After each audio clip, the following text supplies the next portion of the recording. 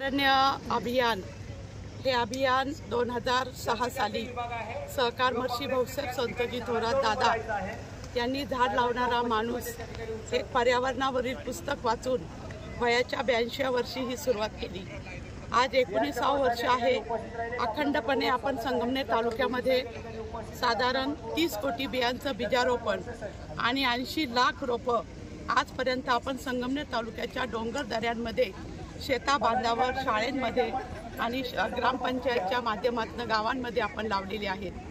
अशा आजच्या या 19व्या दंडकारण्य अभियानच्या अंतर्गत या ठिकाणी आपल्या सर्वांचे मार्गदर्शक माजी महसूल मंत्री, काँग्रेसचे ज्येष्ठ नेते आमदार बाळासाहेब थोरात साहेब, त्याचप्रमाणे माजी आमदार डॉक्टर सुधीरजी तांबे, डॉक्टर जयश्रीताई थोरात आणि सर्व SMBT ट्रस्टच्या सर्व कॉलेजची मुलं, युवक काँग्रेसची मुलं, महिला काँग्रेसच्या सर्व महिला, त्याचप्रमाणे ज्येष्ठ काँग्रेसचे, त्याचप्रमाणे NSCIचे सर्वच या कार्यक्रमासाठी कऱ्हे गावचे, सायखेडी गावचे, वेलाळ्या गावचे, त्याचप्रमाणे वन अधिकारी, सामाजिक वनीकरणचे अधिकारी आणि सर्व आपल्या सहकारी संस्थांचे सर्व चेअरमन, MD आणि सर्वच या ठिकाणी आज उपस्थित आहेत। या निमित्ताने या ठिकाणी वरपे सर आणि SMBT ट्रस्टने आजचा हा कार्यक्रम या ठिकाणी आयोजित केलेला आहे। आजपर्यंतच्या या वृक्षांच्या लागवडीमध्ये वट सावित्री पौर्णिमेला आपण 15 वर्षापासून 171 गावामध्ये दर गावामध्ये 5 रोपं आपण लावलेली आहेत।